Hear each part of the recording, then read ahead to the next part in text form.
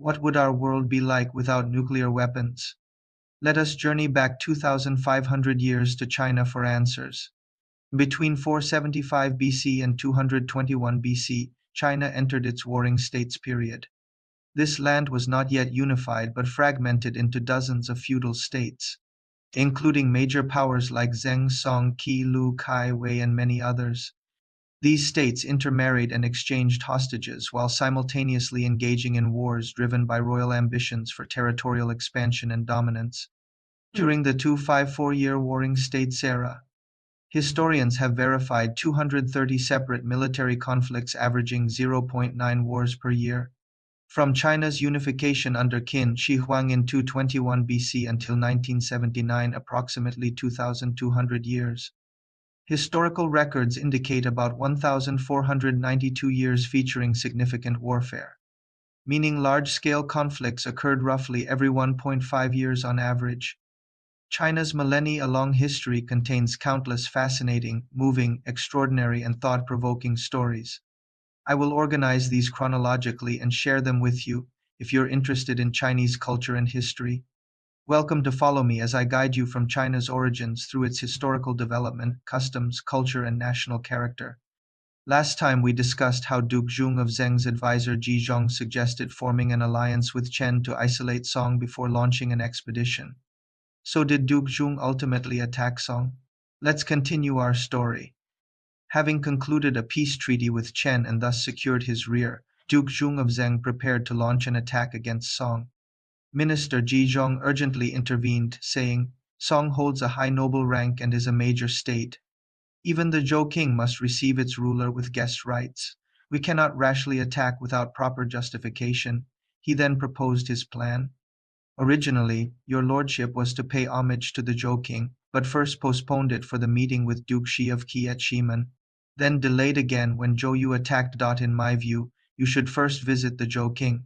Upon returning, claim you've received the king's mandate to punish Song. Then, flying the Son of Heaven's banner and allied with major states like Qi and Lu, our attack would be justified and surely victorious. Isn't this far better than acting without cause and fighting alone?" Every word struck true to Duke Zhuang's thoughts. Nodding repeatedly, he said, "Excellent, excellent." He immediately made preparations, leaving his heir prince who in charge of governance while he and Ji Zhong went to pay homage to King Huan of Zhou. King Huan had always disliked Duke Zhong, who, relying on Zheng's generations of service to the court, acted arrogantly and never showed proper respect. The king still harbored resentment over Zheng's troops seizing wheat from Wen and rice from Chengdu the previous year. Though Zheng now came to pay homage, the king suspected trickery and considered refusing the audience. Duke Haijian of Zhou, concerned for the royal house's dignity, repeatedly urged forbearance. "Your Majesty, receiving homage is always beneficial." Regardless of Duke Zhuang's past offenses, his visit maintains the tradition of feudal lords paying homage to the Son of Heaven, enhancing Your Majesty's prestige among the states. After much persuasion, King Huan reluctantly agreed. However, his youthful temper flared at the mention of Duke Zhong. Though scheduled for court reception, the king left before Duke Zhong could see him. Duke Haijian mediated, advising, as Son of Heaven and Sovereign of all lords, "You should receive Zheng with ritual courtesy regardless of personal feelings, demonstrating heavenly magnanimity." But the angry king initially disregarded this advice. Only after Duke Haijian's persistent efforts did he slightly relent. Duke Haijian then comforted Duke Zhong at the guest house. "The king has been unwell these days but will surely arrange the audience soon." Several days later, the reception proceeded after Duke Zhong performed the rituals. King Huan asked sarcastically, "Was Zheng's harvest good this year?" Duke Zhong replied solemnly, "By Your Majesty's grace, we suffered no floods or droughts." The king pressed, "Fortunate indeed, then I can keep Wen's wheat and Chengju's rice for myself." Duke Haijian flushed with embarrassment for Duke Zhong, who, experienced in statecraft, simply took his leave without retort. Returning to the guest house, Duke Zhong received neither banquet nor gifts. When Duke Haijian reminded the king that homage traditionally merited rewards, King Huan instead sent 10 carts of grain with the message, "This meager provision is for your famine reserves," a clear insult. That night, Duke Zhong complained to Ji Zhong, your advice brought us here only for humiliation. I should throw this grain back in his face. Ji Zhong calmly dissuaded him. Anger brings momentary satisfaction but long-term harm. The lords respect Zheng partly because your family has generations served as Zhou ministers. The Zhou king's banner remains valuable, declining even paltry gifts would publicly announce our rift with Zhou, damaging Zheng's standing. As they spoke, Duke Haijian arrived privately with 2 carts of fine silks as personal gifts, offering conciliatory words. After his departure, Ji Zhong proposed, cover the grain carts with these silks, let all see what appears lavish royal gifts. As we depart, have attendants proclaim the king's generous rewards and his order for you to punish Song for neglecting tribute. Thus you may rally states under the Zhou banner, none would dare refuse lest they defy the Son of Heaven. With multiple states attacking, even mighty Song would fall, establishing Zheng's hegemony. Delighted, Duke Zhong patted Ji Zhong's shoulder. Truly my wise counselor. Beyond Zhou borders, Zheng's procession conspicuously displayed the royal gifts while spreading news of the punitive mandate. The rumors spread rapidly, enhancing Zheng's prestige. When Song's Duke Shang heard, he feared greatly, sending envoys to Wei with rich gifts begging Duke Zuan to mediate. Duke Zuan then invited Duke Shi of Qi to jointly plead Song's case. At the scheduled meeting, Duke Shang arrived first, followed by Duke Zuan and Shi, but Duke Zhong was absent. Duke Shi said, since Zheng hasn't come, our mediation fails, and prepared to leave. Duke Shang begged him to stay, proposing, though Zheng is absent, let we 3 conclude a pact. Duke Shi politely declined, unwilling to proceed without Zheng's representative. Bound by Song's gifts, Wei alone concluded the treaty with Song. Meanwhile, King Huan planned to strip Duke Zhong of all court positions, transferring authority solely to Duke Linfu of Guo. Duke Haijian advised, better make Duke Linfu right minister and Duke Zhong left minister, thus leaving him an empty title without power. Avoiding outright confrontation, the king agreed. When Duke Zhong heard of his nominal retention as left minister, he smiled. I expected nothing less from the king. Proceeding with Ji Zhong's plan, Duke Zhong prepared to attack Song. Ji Zhong suggested, first announce the Zhou king's order to Lu, having Lu recruit Qi. Their marital ties ensure Qi's cooperation. Simultaneously, summon Kai, Wei, Cheng, and Zhu to join, creating a multi-state coalition against Song. Duke Zhong of Zheng adopted all of Ji Zhong's suggestions but still felt some hesitation. He said, the key now is to get Lu to agree to send troops against Song. How can we make Lu readily dispatch its army? Ji Zhong thought for a moment and said, Lu's actual power is held by Gongzi Hui, who is greedy for wealth and bribes. If we send him generous gifts and promise him all the spoils from attacking Song, he will agree once he sees the benefits for himself. Duke Zhong of Zheng followed Ji Zhong's strategy, making all arrangements and sending envoys accordingly. Zheng's envoy met with Lu's Gongzi Hui, presented gifts, and fully explained the planned attack on Song and how it would benefit both Lu and Gongzi Hui. Gongzi Hui accepted the gifts and readily agreed, then petitioned the ruler of Lu to consent to joint military action. The ruler of Lu then conveyed King Zhou's order to attack Song to Qi. Duke Shi of Qi also agreed to send troops and arranged for the armies of Qi, Lu, and Zheng to assemble at the western border of Lu. Duke Qi sent his younger brother Yizhang Ninian as general, leading 300 war chariots, while the ruler of Lu sent Gongzi Hui with 200 war chariots, both arriving on time at the assembly point. Duke Zhong of Zheng personally led generals including Gongzi, Gao Zumi, Ying Keoshu, and Gongsun Ye on the expedition. The 3 armies gathered, with Yizhang Ninian commanding the left wing, Gongzi Hui the right wing, and Duke Zhong himself leading the center army. Their banners bore the words by order to punish crimes, and they marched grandly towards Song. This occurred in 713 BC, the 7th year of King Huan of Zhou. The right wing under Gongzi Hui moved swiftly, arriving first in Song territory. Song's border garrison commander led troops to engage them. Gongzi Hui courageously charged forward in his chariot, and after just one battle, routed the Song army, who fled helter-skelter. Gongzi Hui captured over 250 Song soldiers and seized countless weapons and equipment. After this victory, Gongzi Hui reported the news to Duke Zhong of Zheng, who was greatly pleased. He praised Gongzi for his bravery and skill in battle and ordered that he be credited with the first merit.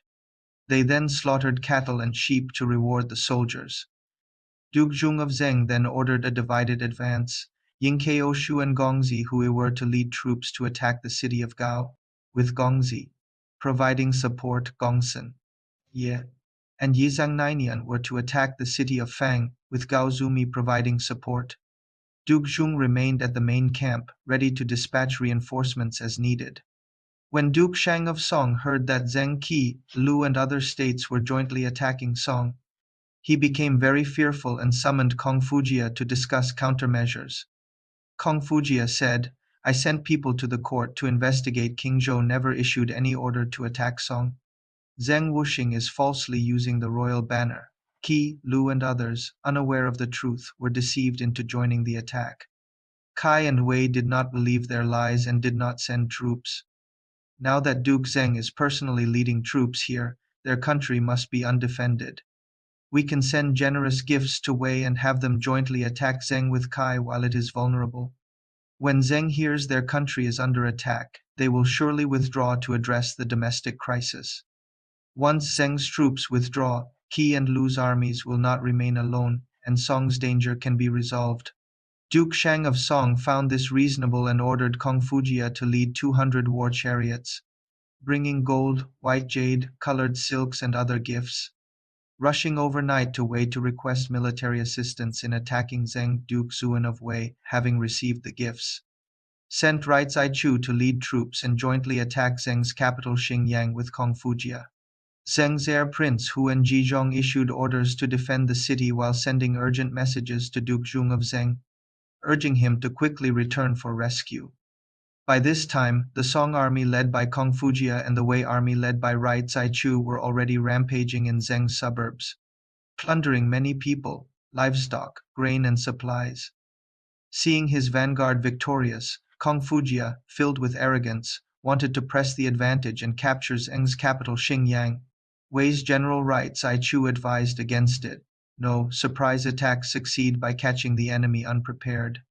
We should withdraw after victory, not prolong the battle. If we station here too long without taking the city, we only tire our troops to no benefit. If Duke Zheng returns to rescue, we would face attacks from both front and rear, which would be dangerous. We've already won one battle. We should take the opportunity to detour through Dai and withdraw. By my estimate, around the time we leave Zheng, Duke Zheng will have returned with his troops. Kong Fujia was reluctant but feared that if Wei troops withdrew, his isolated army couldn't win, so he reluctantly agreed. During the period when Kong Fujia led the Song army, jointly with Wei and Kai troops, to attack Zheng's capital, Duke Zhong of Zheng's expeditionary force achieved successive victories. Ying Keoshu's contingent had captured Song's city of Gao. Gongsun, Ye's contingent had taken Song's city of Fang. Duke Zhong was greatly pleased by these news and was about to order concentrated forces to attack Song's capital when urgent messages from his own country arrived. Reading the urgent letters, Duke Zhong grew deeply concerned about his country's safety and prepared to order a return to defend the homeland. When Lu's Gongzi Hui and Qi's Yizhang Nainian heard Duke Zhong was withdrawing, they asked, We are winning consecutive victories and should press the advantage. Why withdraw now? Duke Zhong of Zheng, being a cunning old fox, first praised the bravery and skill of the Qi and Lu armies, then said, I originally came by the Son of Heaven's order to punish Song. Now, thanks to your wisdom in command and the soldiers' bravery, we have captured 2 of their cities and reduced their territory. Our intention was never to destroy Song, only to punish them and make them understand royal law. Duke Zhong spoke magnanimously but never mentioned Song and Wei's surprise attack on Zheng. Gongzi Hui and Yizhang Nainian greatly admired Duke Zhuang's broad-mindedness. Duke Zhong further demonstrated his high stance. These 2 captured cities, Gao and Fang, can be taken by Qi and Lu respectively. I am only executing the Son of Heaven's command to punish evil and reward good. As for land, I want none of it. Yizhang Nainian said, Our Qi also only followed the royal order. When the Son of Heaven commands us to send troops, we duly serve. We absolutely cannot take these cities. Seeing Yizhang Nainian firmly refuse, Duke Jung said to Gongzi Hui, since Qi refuses, let both places go to Lu. Gongzi Hui achieved the foremost merit in battle. Let these cities reward Gongzi Hui and the Lu army's military achievements. Gongzi Hui heard Duke Zhuang's words and did not strongly decline. He bowed in thanks to Duke Jung and Yizhang Nainian, then led troops to garrison Gao and Fang respectively. Yizhang Nainian led his troops back to Qi and reported the capture of Fang to Duke Shi. Duke Shi said, Duke Zheng attacked Song by royal order. We only assisted in executing the royal command. The captured cities rightly belong to Zheng. Yizhang Nainian said, Zheng also refused to take them. Both cities were given to Lu. Hearing this, Duke Shi repeatedly praised Duke Jung of Zheng. Duke Zheng can be considered truly impartial and selfless. Kong Fujia and Rai Zaichu originally intended to return through Dai, but because their army had achieved victory in attacking Zheng, Kong Fujia became very arrogant and army discipline grew lax. Wherever they went, common people's property was plundered, causing households to shut doors at their shadow and flee at their sound. Dai, being a small state, seeing these troops acting tyrannically along the way, feared they would attack the capital and plunder property, so they tightly closed their gates and refused entry. Kong Fujia, seeing Dai neither welcoming them nor allowing entry, grew furious and ordered an attack on Dai's capital. Dai's soldiers and civilians defended the city stubbornly, and Kong Fujia couldn't break through. For such a small city, Kong Fujia and Rai Zaichu attacked for 3 consecutive days without success.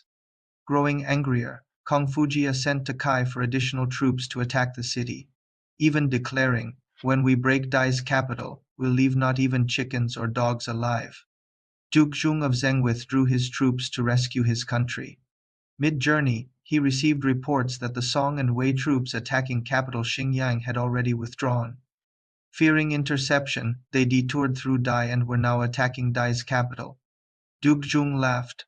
I knew they weren't capable of great deeds.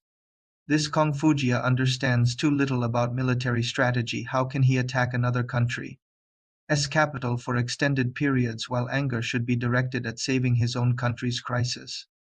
Stroking his beard, Duke Jung continued. Watch me use a small stratagem to make him return without even a fragment of armor. This Dai city will also be mine. He then ordered for generals to divide into 4 teams and explain their battle plans separately. The 4 generals proceeded according to plan, quietly advancing toward Dai. Dai was currently besieged by the combined forces of Song, Wei and Kai. The situation extremely critical as the city seemed on the verge of falling. The ruler of Dai worried helplessly. When he heard Zheng's army had arrived, knowing Zheng was at war with Song and Wei, he believed Zheng's troops came to Dai's aid and happily opened the city gates to admit the Zheng army. Kong Fujia was furious. We besieged this city for days, almost breaking through. But now Zheng's arriving troops have saved it. Right, Zaichu said, let's observe the city's situation from high ground first, then decide our strategy based on conditions. As they ascended to look over the city, they heard war drums pounding incessantly. Instantly, Zheng banners appeared everywhere on the city walls. Gongzi stood on the gate tower shouting, Many thanks to Song and Wei officers and soldiers for your efforts. We have already taken Dai's capital. The generals of Song, Wei and Kai were enraged to the point of smoke pouring from their 7 orifices, each grinding their teeth in anger. Originally, Duke Jung of Zheng had executed a core extraction through drilling strategy. He had Gongzi lead troops pretending to rescue Dai, tricking open the city gates. Once open, Gongzi's troops swarmed in, immediately occupying all key points within the city, taking over all of Dai ruler's authority while incorporating Dai's army. Thus, Dai's capital was completely occupied. The city, besieged for so many days, had exhausted soldiers who were unprepared to resist Zheng's troops. Thus Zheng took Dai's capital with little effort. The ruler of Dai, helpless, fled to Qin in the west. Seeing Duke Zheng had captured Dai city, Kong Fujia grew furious. He threw his helmet to the ground, saying, I swear hostility with Duke Zheng. Rai Zaichu advised, Zheng Wuxing is cunning and experienced in warfare. He likely has follow-up forces. We shouldn't engage him. If we don't leave and get caught in pincer attacks from inside and out, we'll be in danger. Kong Fujia wouldn't listen at this point and ordered a full attack on Dai City. As Ai Chu tried to persuade him. At that moment, someone from within the city came to deliver a challenge. Kong Fujia received the challenge and wrote on it, "Battle tomorrow." As you can see, historical China was made up of countless small states that fought endless wars against each other, gradually emerging into the China we know today. Over these thousands of years of integration, countless fascinating stories unfolded. I am a Chinese high school student, and in my free time, I create this video to share the stories that find most intriguing, thought-provoking and fun stories that will help you understand China better. If you're interested in China, have any questions about the country, or need travel tips for an upcoming trip, feel free to leave a comment under my video. I'll do my best to reply as soon as possible and provide whatever help I can. Thanks for following and liking.